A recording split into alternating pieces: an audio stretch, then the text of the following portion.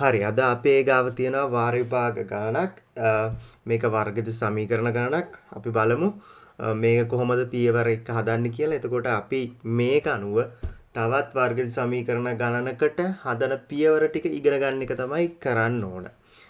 ඊට පස්සේ වර්ගිත සමීකරණ ගණන් ටිකක් හදපු ගමන් අපිට ලේසියෙන්ම අපේ මොලේට යනවා හදන පියවර ටික මෙන්න මේකයි කියලා. හරි අපි ගණන කියවමු බලන්න. PQRS ඍජු කෝණාශ්‍රයේ PQ පාදයේ මත T ලක්ෂය පිහිටන්නේ PT සමානයි 2a සහ TQ සමානයි a වන පරිදිය. එතකොට අපි මෙන්න මේ ගණනේ මෙන්න මේ විදියට අපි රූපයක් ඇඳලා නැත්නම් අඳින්න ඕන. ඇඳපු රූපයක් තියෙනවා නම් ඒක ආපහු සරකවලා ඇඳත් කමක් නැහැ කියන්නේ ඇත්තටම එහෙම කරොත් තමයි ගණන හරියටම යන්නේ මොලේට. ඒක ඇඳලා මේ දත්ත ටික ලකුණු කරන්න ඕන. PT සමානයි 2a මෙන්න මෙතන තියෙන්නේ.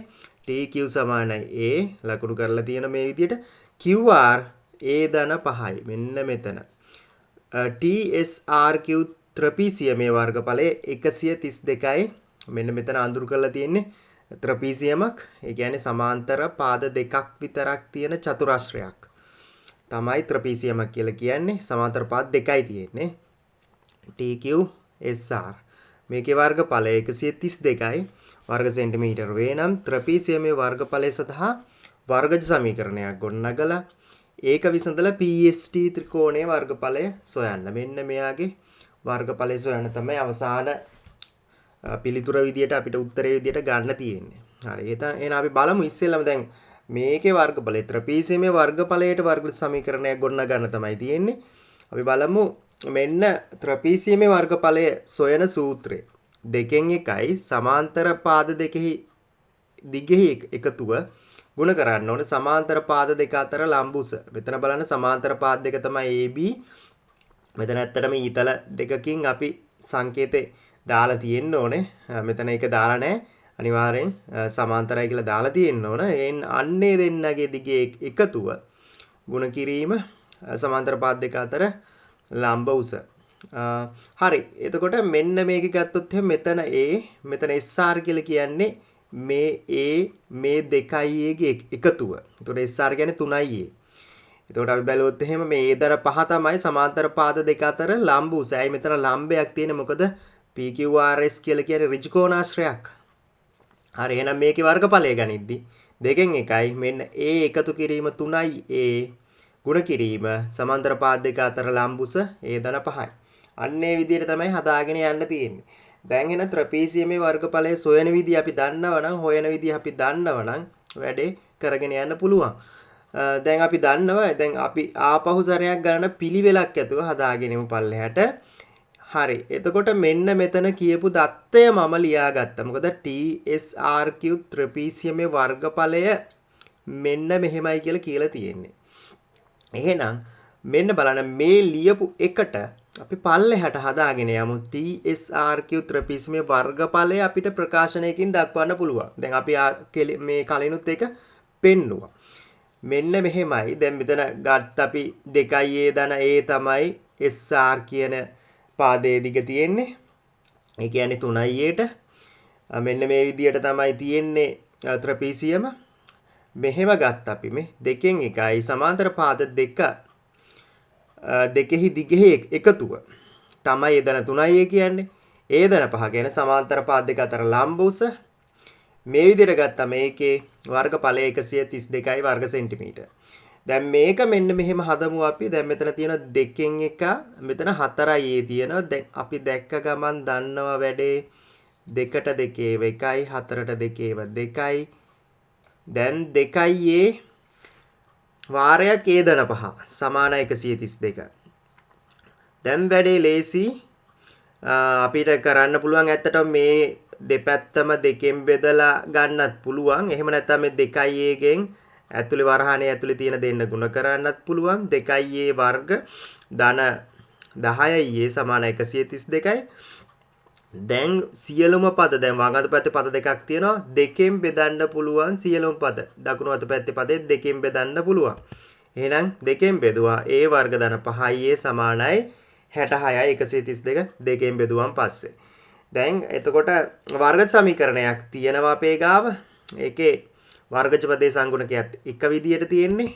දැන් අපි බලමු මෙන්න මේක තියෙන්නේ. දැන් ඒක අපි 66 මෙන්න මේ පැත්තට අරගත්තා. ඒ කියන්නේ දෙපැත්තෙම 66 අඩු කරන් පස්සේ ඒ වර්ග ධන 5යි ඍණ 66 සමානයි 0යි. දැන් බලමු මේක පද 3ක් තියෙන වර්ගජ ප්‍රකාශනයක් තමයි වම් අත පැත්තේ තියෙන්නේ. ඒක අපි පද 4කට හදාගමු. සාධක ඇසුරෙන් විසඳන්න පුළුවන්ද කියලා බලන්න. හරි. ඇත්තටම බලමු 66 කියන එක අපි බෙදාගෙන යමු ප්‍රථමක සංඛ්‍යාවලින්. එතකොට 5යි aට සමාන පද දෙකක් තමයි අපි ගන්නෙ. 66 ලැබෙන්න ඕන. ඒ පද දෙක ගුණ කරන් පස්සේ 66යි ඍණ 66යි ඒ වර්ග ලැබෙන්න ඕන. බලමු 66 ඇතුලේ තියෙන සංඛ්‍යා බලන්න තියෙන හොඳම ක්‍රමය තමයි ඒකේ ප්‍රථමක සාධක බලන එක. නෑ 66 දෙකෙන් බෙදුවා 33යි. 33 දෙකෙන් බෙදෙන්නේ නැහැ. 3 කියන ප්‍රථමක සංඛ්‍යාවෙන් තමයි 3ෙන් බෙදෙන්නේ. 11 ප්‍රථමක සංඛ්‍යාවලිනුයි බෙදන්නේ. එහෙනම් 11 කියන්නේ ප්‍රථමක සංඛ්‍යාවක්ම තමයි. 11ෙන් බෙදුනන් පස්සේ 1යි. ඒ කියන්නේ 66 එන්නේ දෙවරක් 3 ගුණ කිරීම 11 සමාන 66යි. දැන් බලන්න මේකෙන් එන ගුණිත ටික අපිට ගන්න පුළුවන් දෙවරක් 33 සමානයි 66යි. එහෙම නැත්නම් ගන්න පුළුවන් අපිට 20 දෙවරක් 3 සමානයි 66යි. දැන් 22යි 3යි ගුණ කරන් පස්සේ 66 තමයි. හැබැයි ඒ දෙන්නගේ වෙනස ගත්තොත් එහෙම 5 එන්නේ නැහැ. එහෙනම් ගුණ කරන දෙන්නගේ වෙනස 5 වෙන එකක් අපි බලමු. බලන්න 6 වරක් 11. එතකොට එතෙන්දී 5යි ලැබෙන්න නම් ධන 11යි ඍණ 6යි විදියට තමයි අපි ගන්න ඕනේ පද දෙක. එතකොට මෙතන ඍණ 6යි ධන 11යි ගුණ වුණාන් පස්සේ ඍණ 66යි ඒ හම්බෙනවා.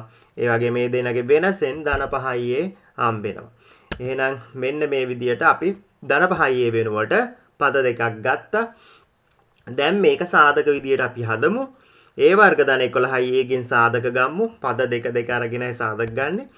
ඒ ධන 11 ඒ වාරයක් ඒ ධන 11 ඍණ 6 එළියට ගත්තන් පස්සේ ඍණ 6යි ගෙන් ඍණ 6 සාධකයක් විදියට ගත්තන් පස්සේ ඒව ඍණ 66 ඍණ 6ෙන් බෙදුනන් පස්සේ එනවා ධන 11යි සමානයි 0යි. දැන් මේවා ගුණ කරලා බලන්න පුළුවන් ඔයාලට. ගුණ කරන් පස්සේ මෙන්න මේ දෙන්න එන්න ඕන. හරි. එතකොට ඒ ධන 11 පොදු සාධකයක් ඒ ඍණ 6 සමානයි 0යි. දැන් ඒ කියන්නේ මේ දෙන්නයි ගුණිතය 0යි නම් මේ දෙන්නගේ එක්කෙනෙක් හරි 0ට සමාන වෙලා තියෙන්න ඕන. එහෙනම් ඒ ධන 11 සමානයි 0 හෝ ඒ ඍණ 6 සමානයි 0. දැන් ඒ කියලා කියන එකේ පිළිතුර අපි ගම්මු. දෙපැත්තෙම 11 අඩු කරන් පස්සේ ඒ සමානයි ඍණ 11 හෝ ඒ සමානයි 6යි. එතකොට ඒ කියලා කියන්නේ මෙන්න මෙතන තියෙන මෙයාට. එතකොට එයා දිගක්. එහෙනම් දිගක් ඍණාගයක් වෙන්න බෑ. එහෙනම් ඍණ 11 අපි අයින් කරලා දාන්න පුළුවන්. ඒ සමානයි 6යි. මේක දිගක්. අපි දිග ගැන කතා කරා ඉස්සෙල්ලා ගණනේදී කිව්වා සෙන්ටිමීටර් වර්ග සෙන්ටිමීටර් වලින් තමයි තිබුණේ. අපි එහෙනම් ඒ සමානයි 6 සෙන්ටිමීටර්. දැන් ඒ සමානයි 6 සෙන්ටිමීටර් කියලා අපි විසඳගත්තා. දැන් වර්ගජ සමීකරණේ විසඳලා පිළිතුර අරගෙන ඉවරයි. ඒ පිළිතුරෙන් ඒ උත්තරෙන් අපි යමු PST ගේ වර්ගඵලය සොයන්න. PST කියන්නේ ත්‍රිකෝණයක්. මෙන්න මෙයා. PST ගේ ත්‍රිකෝණය ඍජුකෝණී ත්‍රිකෝණයක්. මෙතන ඍජුකෝණයක් තියෙන්නේ. එතකොට එයාගේ ඍජුකෝණය අන්තර්ගත කරගෙන ඉන්න පාද දෙක බලමු. එක්කෙනෙක් තමයි 2යි අනිත් එක්කෙනා තමයි ඒ ධන 5. දැන් අපි ඒගේ අගය දන්නවා නේ. ඒගේ අගය 6යි. එහෙනම් මෙතෙන්ට එනවා දෙවරක් 6 12යි.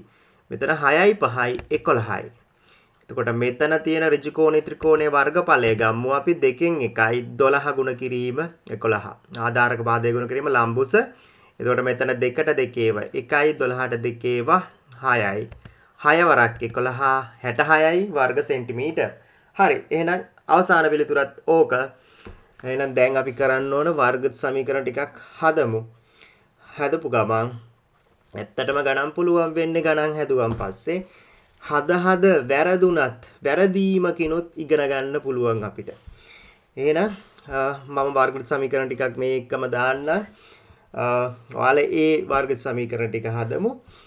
පිළිතුර අපිට කතා කරන්න පුළුවන්.